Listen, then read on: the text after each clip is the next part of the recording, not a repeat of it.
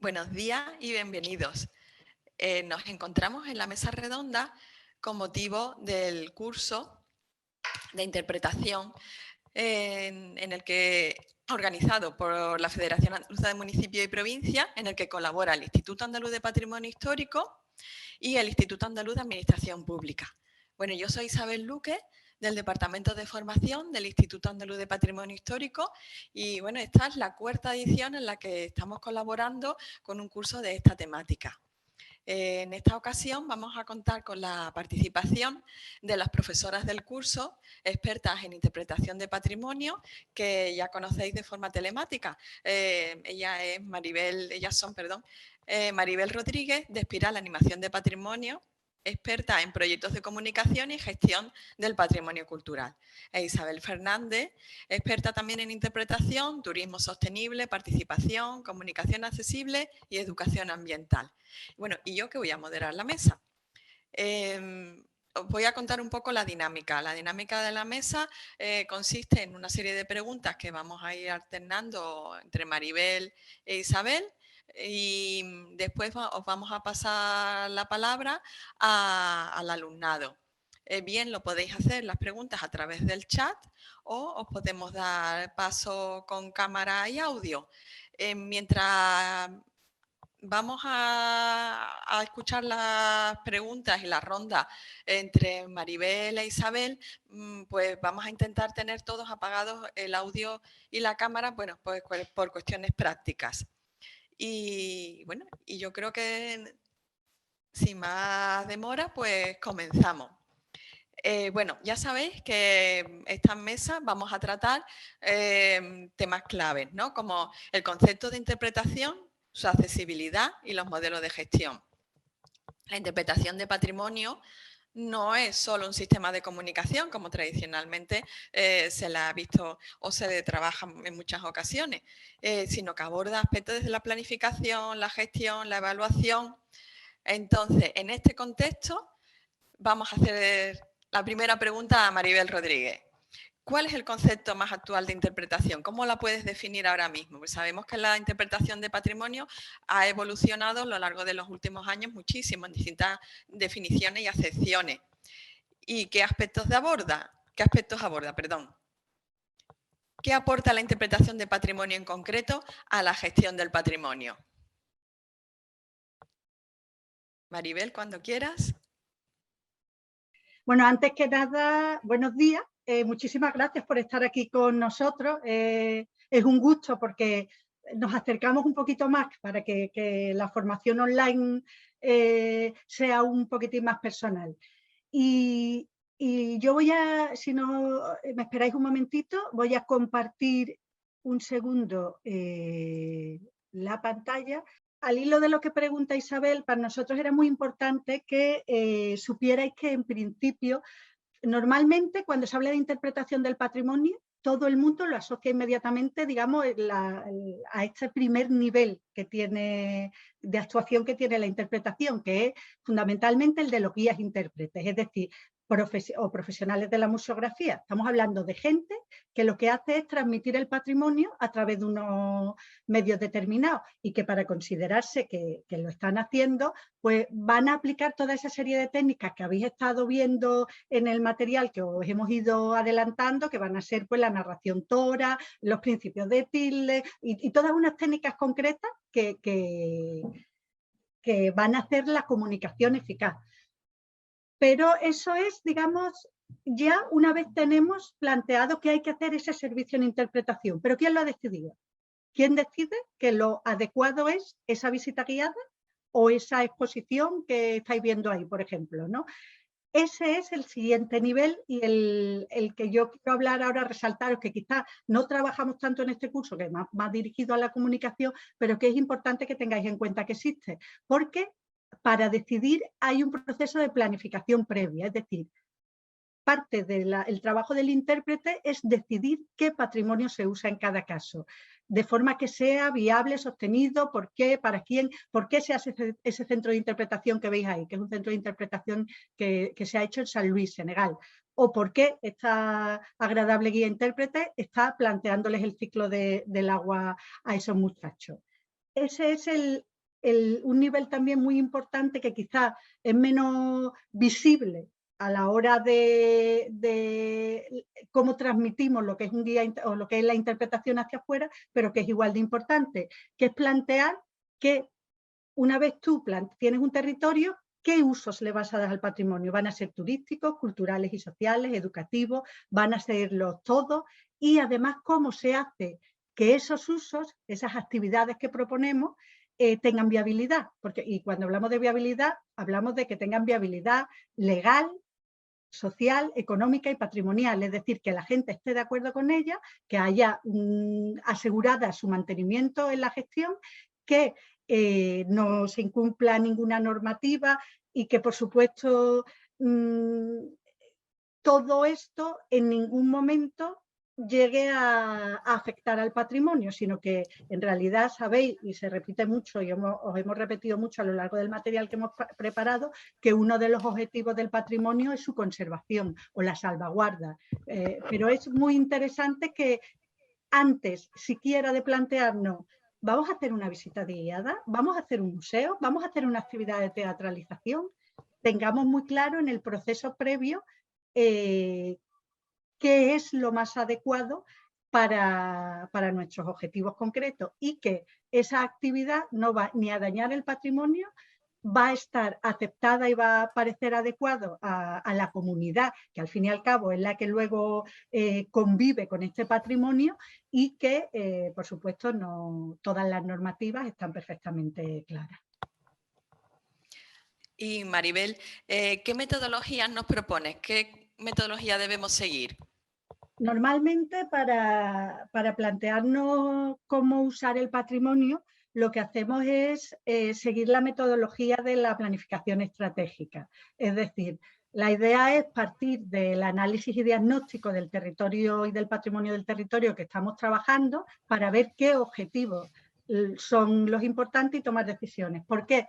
Porque nunca podemos olvidarnos que al final hacer una visita guiada muy buena, interpretativa, o tener una exposición no es un fin en sí mismo, es un medio para conseguir cosas. Entonces, es importante que tengamos claro qué queremos conseguir en cada caso. Y para eso, normalmente lo que hacemos es plantear un análisis y un diagnóstico del territorio y del patrimonio en el que vamos a trabajar, donde vamos a plantearnos cosas como en qué contexto está este territorio, qué tipo de territorio es, qué relación administrativa hay, quién está gobernando, qué necesidades tiene la población en este territorio, por qué es importante para ellos trabajar patrimonio. ¿Quién es quién? Es decir, si partimos de una definición en la que la interpretación del patrimonio lo que busca es crear lugares de relación entre las personas y su patrimonio, tenemos que saber quién es quién en esta comunidad y ver qué tipo de agentes pueden colaborar, pueden aportar ideas. Todo esto para que los proyectos se hagan de forma que de verdad aporten algo al territorio. ¿Qué características tiene este patrimonio? ¿Está bien conservado o no? ¿Tenemos problemas de capacidad de carga? ¿Vamos a sobreexplotar? ¿Es interesante que desviemos más a este lado que a este otro? ¿Qué servicios existen ya? Porque vamos a intentar no repetir lo que ya hay, sino a presentar ofertas que puedan ser en un momento dado o complementarias o aumentar la que ya existe, pero para intentar evitar, digamos, que dentro del propio territorio haya una competencia. Es decir, todo esto tenemos que irlo teniendo en cuenta, por lo tanto, qué servicios hay, qué imagen se está transmitiendo de cara al exterior de nuestro territorio, de nuestro elemento patrimonial. ¿Es la imagen que queremos que se transmita o queremos corregirla?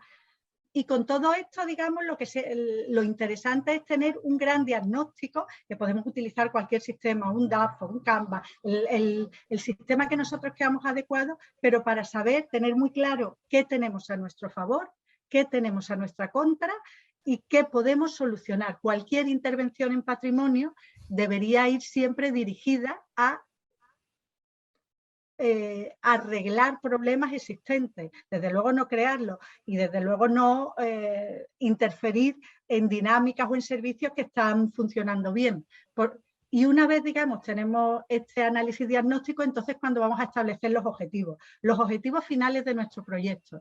Porque lo que os decía antes, es interesante que no nos olvidemos que el hacer un itinerario, el hacer un centro de interpretación, el hacer un museo, el hacer visitas teatralizadas, cualquiera de los muchos sistemas que hay, no dejan de ser más que un medio para conseguir esos objetivos que tenemos que tener muy claros. Si recordáis,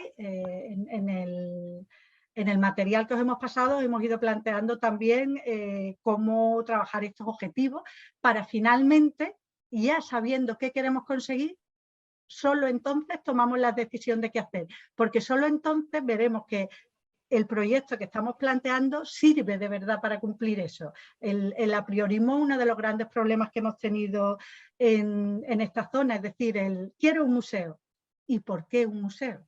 Es decir, ¿es esa la respuesta adecuada a lo que queremos conseguir? Eso hay que saberlo antes para poder tomar esa serie de decisiones, que es lo que conforma ya un plan de interpretación, donde ya vamos a plantearnos qué se cuenta, es decir, qué contenidos vamos a transmitir sobre nuestro patrimonio, cómo se cuenta, va a ser una exposición, un itinerario, va a ser un taller. Aquí es donde lo vamos decidiendo ya en función de lo que queramos conseguir con este proyecto. ¿A quién se lo contamos? ¿Cuáles son los públicos concretos a los que nos dirigiremos? ¿Dónde lo contaremos? Aquí ya vamos seleccionando las ubicaciones, cuál es el lugar más adecuado. A veces puede resultar que tenemos un lugar maravilloso, pero muy sensible y que nos interesa más trabajar en otro lugar para evitar que podamos dañar este patrimonio. Y finalmente, cómo lo mantenemos, es decir, otra de las grandes piedras en el zapato, ¿no?, que tenemos en el patrimonio de nuestro territorio es que una vez se inaugura, la idea es que eso perviva en el tiempo, que sea, a no ser que de por sí sea una actividad que hemos planificado como efímera, pero en otro caso tener asegurado cómo va eso en el tiempo a pervivir, qué sistema de gestión, quién va a abrir las puertas, quién va a hacer esa visita, cómo se le va a pagar, cómo se limpia, es decir, todo lo que significa tener garantizada la gestión del proyecto que hemos planteado. Y bueno, ya una última pregunta para ti. Nos has hablado de la planificación como metodología. ¿Esta metodología la aplicaríamos también a la gestión de equipamientos y elementos patrimoniales concretos? Efectivamente, porque lo interesante al final es que el proyecto que hagamos, por ejemplo, en este caso cuando trabajamos en intentar poner en valor un elemento concreto o en gestionar un equipamiento de patrimonio, ya sea un museo, ya sea un centro de interpretación, ya sea un yacimiento arqueológico, ya sea los usos en parques naturales, cualquiera de estos, lo que tenemos que garantizar o lo que debemos intentar es que sean espacios vivos. De alguna forma, fíjate, yo cuando empezaba en este mundillo de la gestión me planteaba por qué las casas de las culturas son unos lugares tan vitales donde la población está y en cambio los equipamientos en patrimonio como se han quedado como para turistas, ¿no? ¿Quién visita los museos? Lo único importante en un museo o en un centro de interpretación es el número de visitantes y tienen que ser turistas, y eso es porque yo creo que estábamos planteándonos un tipo de gestión muy pasiva y es lo que la planificación interpretativa puede aportar a la gestión en los lugares, porque al final se trata de que esos servicios patrimoniales que creemos, esos lugares para visitar, tengamos claro que tenemos que tener objetivos variados y segmentos de públicos a los que trabajamos variados para poder efectivamente darle vida, tanto en función de cada caso, a veces podemos hacer más hincapié en un tipo o en otro, pero tanto a público turístico, tanto a la propia comunidad, haciendo un tipo de uso más social, es decir, todos tienen derecho al patrimonio, incluido la gente, y además el patrimonio refuerza identidades y puede ayudar a aumentar autoestima y puede llegar ahora mismo tenemos en la asociación, mira, la Asociación para la Interpretación del Patrimonio, a la que pertenecemos tanto Isabel como yo, Isabel Fernández como yo, tenemos un debate sobre uso de patrimonio, digamos, para potenciar el bienestar. el bienestar de distintas capacidades, ¿no? Bueno, pues son estos usos sociales, usos culturales, es decir, al fin y al cabo, a la gente del territorio le interesa siempre su patrimonio.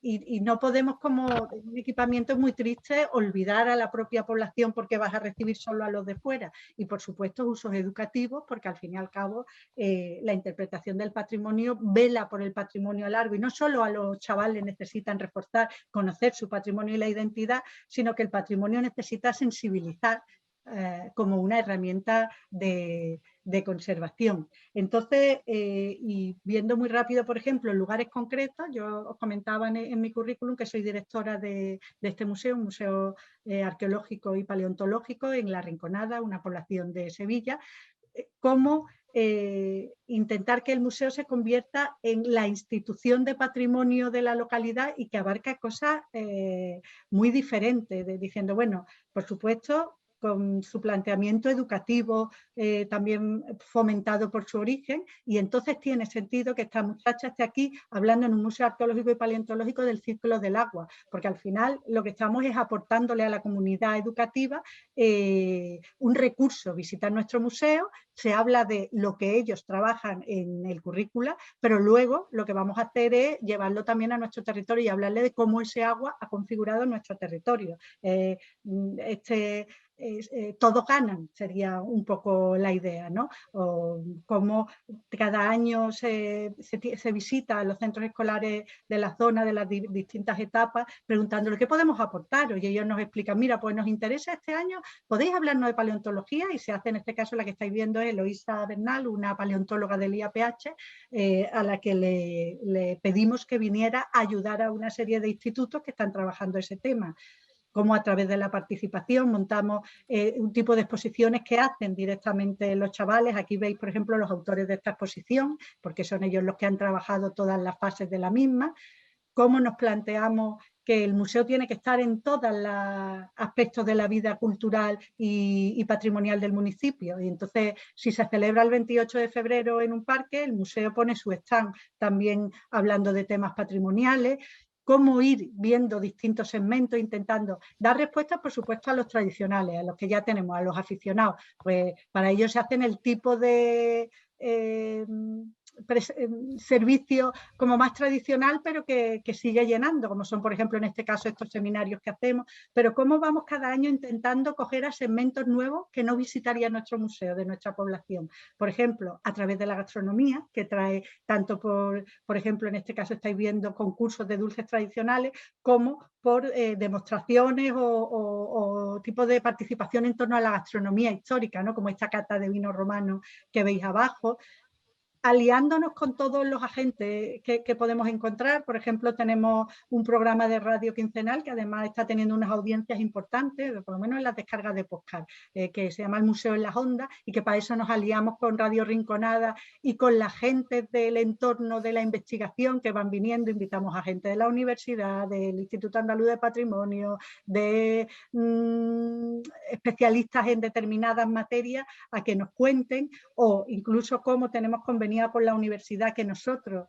con los chicos de grado de arqueología, les hacemos un taller de interpretación, pero ellos luego a los chicos de instituto de nuestra localidad les montan una serie de itinerarios que son sus prácticas. Y aquí veis uno de estos, están los estudiantes de arqueología explicando a los estudiantes de enseñanza de secundaria y de bachillerato el Cerro Macareno, que es un yacimiento que tenemos ahí.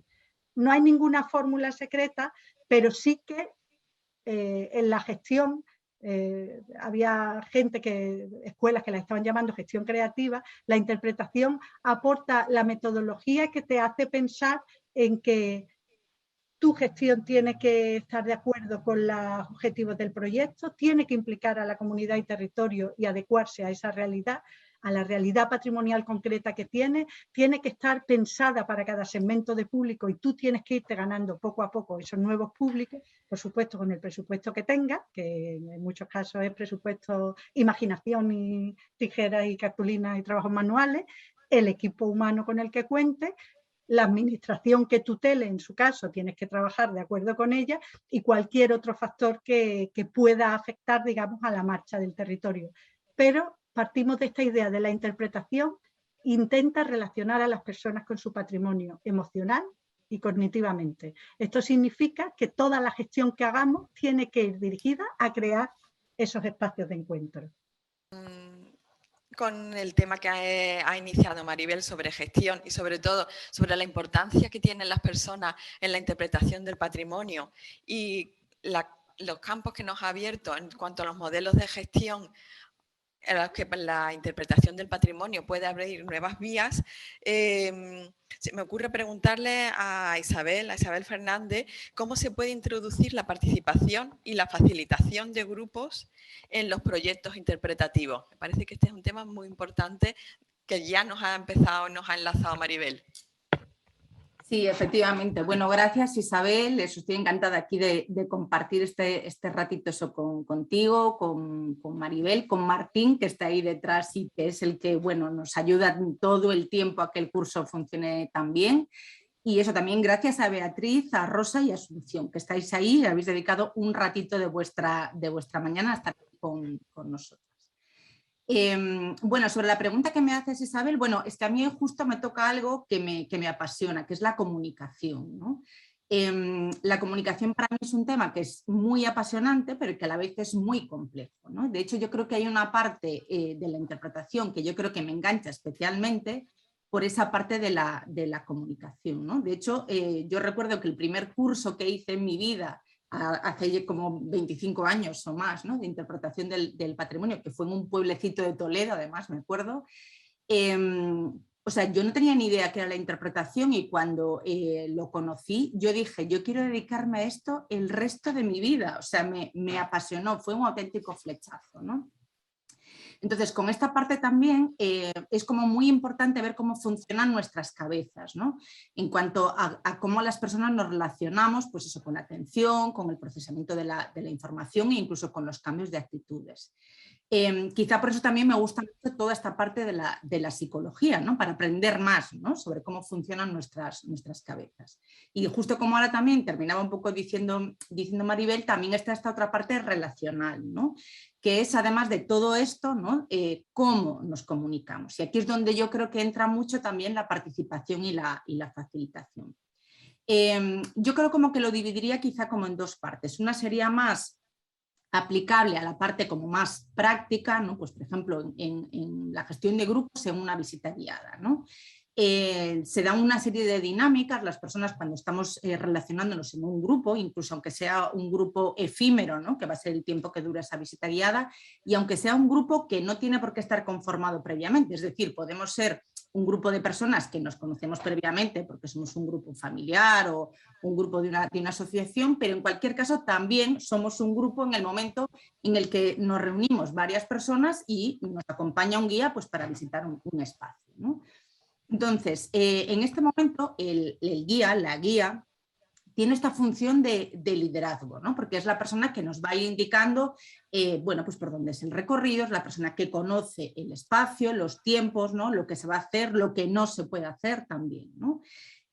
Para mí aquí la participación no solamente no es algo voluntario, sino que es algo que para mí por lo menos es imprescindible, ¿no? Yo creo que no se pueden hacer, desde mi punto de vista, visitas guiadas que realmente sean atractivas cuando solamente el conocimiento se está comunicando de manera unidireccional, ¿no? Sino que tiene que ser bidireccional. Es decir, es obvio que la persona que está guiando seguramente va a tener muchos más conocimientos, ¿no? Sobre ese lugar, simplemente porque se lo ha preparado, ¿no? Lo ha planificado y a lo mejor lleva años, ¿no? como trabajando en ese espacio, pero no quiere decir que las personas que participan en la visita no puedan aportar, ¿no? De hecho, por ejemplo, un ejemplo como muy fácil, pues podría ser que en vez de que yo cuente pues cómo funciona un objeto, en vez de eso yo puedo preguntar, ¿no? Para qué creen que puede servir ese objeto, ¿no? Y integrar esas respuestas pues, de una manera positiva, ¿no? Así lo que hacemos es una construcción colectiva, ¿no? del conocimiento, y eso es un aprendizaje bidireccional, ¿no? Porque la guía, por supuesto, también aprende de los visitantes. Pero luego también estaría la otra parte en la que sería como desde la planificación y la propia gestión del patrimonio, ¿no? Aquí también es muy importante utilizar tanto la participación como la facilitación de grupos, ¿no? Pues eso, utilizar determinadas dinámicas que nos ayuden no solo a comunicar, sino a cómo podemos comunicar, a la gestión también emocional, ¿no? de ese trabajo en grupo, porque incluso a veces no solamente tiene por qué existir un conflicto, ¿no? relacionado con el patrimonio o que existan diferentes visiones, sino que a veces las personas nos comunicamos de una manera muy diferente. Hay personas que nos comunicamos más de una manera más visual, otras personas de una manera oral, ¿no? Y al final sería como unir nuestra visión técnica, ¿no? en el que en este caso pues vamos a aplicar la metodología de la interpretación del patrimonio, como bien comentaba Maribel, pero después están otra parte, ¿no? que es fundamental, que sería pues ese conocimiento y esas vivencias y esas emociones que tiene la comunidad ligada al patrimonio y que yo creo que es fundamental también incorporar. ¿Cómo podemos hacerlo en este caso? Bueno, pues podemos hacerlo a través de talleres en los que se trabajan pues, los posibles usos o significados, ¿no? del patrimonio, a través de entrevistas, pero entrevistas muy diferentes, es decir, puede ser con una persona pues muy experta en algo concreto de arqueología, por ejemplo, siguiendo el ejemplo de Maribel, ¿no? del Museo de la Rinconada, pero también puede ser una persona de la población local que nos cuente pues cómo se vivía una fiesta, ¿no? cuando ella era niña y es una persona que tiene 80 años. ¿no? Eso también es una manera de incorporar, ¿no? a la población local y de hacerlo más participativos. Integrando sus fotografías o integrando incluso pequeños vídeos, ¿no? en el que nos cuenten algo o que reproduzcan, pues yo qué sé, una receta, ¿no? También incluso integrando pues eso, sus propios objetos, sus vivencias, ¿no? Eso, no solamente es lo que nos quieran comunicar, sino cómo lo están comunicando y cómo podemos integrarlo, ¿no? en esta visión es uniendo la parte más técnica con la parte eso, pues más del conocimiento, más del día a día, digamos, ¿no? y más de la tradición de la comunidad. A mí me parece fundamental cualquiera de estas dos herramientas. Y bueno, y en esta misma línea, bueno, sé que trabajas en el campo de la comunicación accesible. ¿Crees que hay puntos en común con la interpretación? Sí, pues mira, sin duda, porque yo trabajé hace muchos años, como digo yo, en el Pleistoceno de guía y fundamentalmente ligada a espacios naturales protegidos. Ahora ya hace muchos años que yo no hago visitas guiadas, pero que sí he seguido como formando a muchos guías, ¿no? O sea, yo cuando comencé a hacer visitas guiadas yo no sabía de interpretación, ¿no? Y bueno, muchísimo menos de comunicación accesible. ¿Cómo hacía las visitas guiadas? Bueno, pues a lo mejor como mucha gente que tú evidentemente te la planificas y tú vas como probando por ensayo-error. Es decir, hay cosas que tú una vez que las planificas y las ejecutas ves que funcionan y otras que no funcionan y que tienes que ir cambiando. Claro, lo que pasa es que aquí el problema es que yo muchas veces no sabía por qué algo funcionaba, con lo cual no era capaz de replicarlo en otro lugar, ¿no? Simplemente veía que esto allí funcionaba y por lo tanto evidentemente lo repetía. Cuando yo empecé a profundizar un poco más en la interpretación del patrimonio, claro, ahí sí fui capaz de comprender, ¿no? Por qué había cosas que realmente pues eso, que funcionaban, ¿no? Pues por ejemplo el uso de la relevancia, ¿no? Claro, entonces así sí que era capaz de replicarlo. Y claro, es un poco como yo lo defino muchas veces, que es como la potencia con control, ¿no? Es decir, claro, no solamente soy capaz de replicarlo, sino que entiendo por qué funciona y con lo cual lo puedo utilizar de la manera como más certera posible o lo más certera que yo pueda hacerlo, ¿no? con mis medios. Hasta aquí todo lo que os he contado es de interpretación, pero en el camino se me cruzó la accesibilidad y la inclusión. Al principio, cuando empecé a entrar un poco más en este tema, a mí me llamaba mucho la atención que había muchísimas similitudes, ¿no? Entre criterios que en teoría eran de interpretación del patrimonio y criterios que en teoría eran de accesibilidad. Quiero decir que eran como de dos mundos distintos, ¿no? Pero sin embargo eran exactamente los mismos, ¿no? En el fondo, claro, aunque os digo que en un principio sí me llamó la atención, después pensándolo me daba cuenta que tiene todo el sentido que sea así, porque en el fondo lo que estamos haciendo es intentar que nuestro mensaje, sea de manera oral, en una visita guiada o eso a través de un itinerario con paneles o a través de un centro de visitantes, es esos mensajes que nosotros estamos diseñando, queremos que lleguen a la mayor cantidad de gente posible. Y la gente, las personas, por definición, somos diversas, ¿no?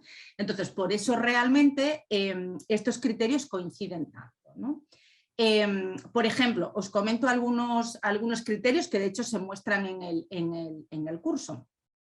Pues por ejemplo, cuando nosotros estamos diseñando algún texto, por ejemplo, el no utilizar palabras técnicas, ¿no? Y si las tenemos que utilizar, porque no hay otra, a veces es verdad que no hay otra palabra que pueda definir concretamente ese concepto, lo que hacemos es que lo explicamos, ¿no? Entonces, así, una vez que lo hemos explicado, podremos seguir utilizándolo, ¿no? Porque todas las personas han entendido, ¿no? ese concepto que le estamos diciendo. O, por ejemplo, el hecho de que es mejor que los textos estén alineados a la izquierda en vez de que estén justificados, ¿no? Como que estén iguales por los dos lados. Así es más fácil la lectura, ¿no?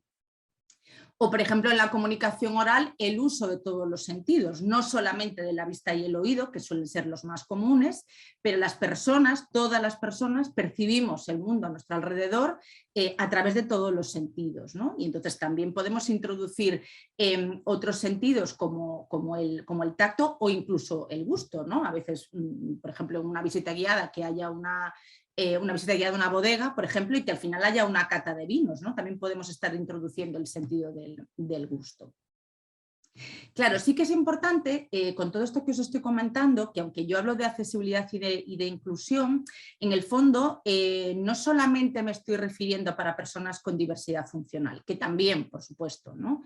Sino que en el fondo todos estos criterios que yo os digo que se unen y que en muchos casos son exactamente los mismos, ¿no? Entre interpretación y accesibilidad, en el fondo lo que hacen es el mejorar el acceso y la comprensión y en el fondo el disfrute, ¿no? de la experiencia para todas las personas. Claro, porque a veces parece que las personas con diversidad funcional como que están todas juntas y ven un planeta allí todos, yo qué sé, separados, ¿no? Y no es así, ¿no? Estos criterios del diseño universal, esos son para todas las personas. Yo os pongo un ejemplo muy, muy sencillo y es el diseño del grifo monomando. El grifo monomando se diseñó en un principio, ¿no? Pues para personas que tenían algún tipo de dificultad, ¿no? O de movilidad en las manos, con lo cual es mucho más sencillo de utilizar. Claro, los grifos de rosca son mucho más difíciles, ¿no? de manipular por todas las personas. Ahora lo difícil es encontrar, sobre todo en construcciones nuevas, ¿no? El que no haya esos grifos monomando, ¿no? Y que los haya de rosca. Esto sería aplicable exactamente igual, ¿no? Es hacer un diseño que sirva para todas las personas, no hacer diseños específicos, ¿no? Para esas personas que viven en el planeta discapacidad, ¿no? Y así realmente la experiencia es mucho mejor, incluso porque evidentemente las personas con diversidad funcional asisten a un museo o a una visita guiada con sus familiares o con sus amigos que pueden tener o no una discapacidad y que incluso ni siquiera tiene por qué ser la misma, obviamente, ¿no? Una persona usuaria de silla de ruedas puede ir pues con una persona que tenga a lo mejor una pérdida de visión periférica, ¿no? Por decir algo. Y además, todo esto para mí, en el fondo también está como muy unido a mis valores, ¿no? Y es porque yo creo que todas las personas tenemos derecho a conocer y a disfrutar del legado, ¿no? Entonces, para mí, tanto la interpretación como la accesibilidad y la inclusión, en este sentido, yo las veo que van como muy unidas, ¿no? Se aunan, ¿no?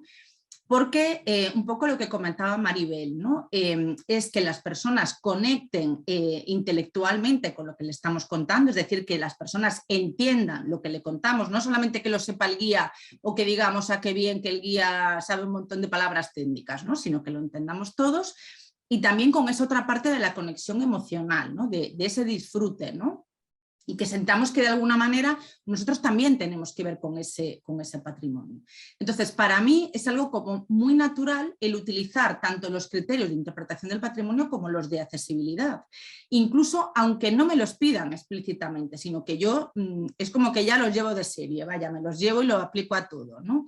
A veces es verdad, de hecho en el curso hay alguna fotografía de algún panel específico, ¿no? Que tiene algunas medidas o algunas ayudas técnicas específicas, ¿no? Para personas con discapacidad, pero en general eso, tanto desde el diseño gráfico como del diseño de contenidos, sea de forma oral o de forma escrita, yo siempre trabajo como con las dos herramientas. No sé si me he enrollado mucho, es que me gusta mucho este tema. Creo que ha sido perfecto, Isabel. Y además creo que has remarcado unos temas que me parecen importantísimos. Las dos habéis hablado de que la interpretación es un sistema de comunicación por y para las personas, que creo que es muy importante, y desde luego que es inclusiva y que tiene una parte muy importante que es la parte emocional con la que conectamos. Y bueno, como ha dicho Maribel y tú también, pues utiliza herramientas diversas, herramientas de gestión, herramientas de planificación y herramientas de otros ámbitos que parece que están como compartimentados, pero que en realidad son comunes, como las que se utilizan para inaccesibilidad, pero claro, la accesibilidad, como tú bien has dicho, debería ser para todos y además que creo que todos nos beneficiamos de ella.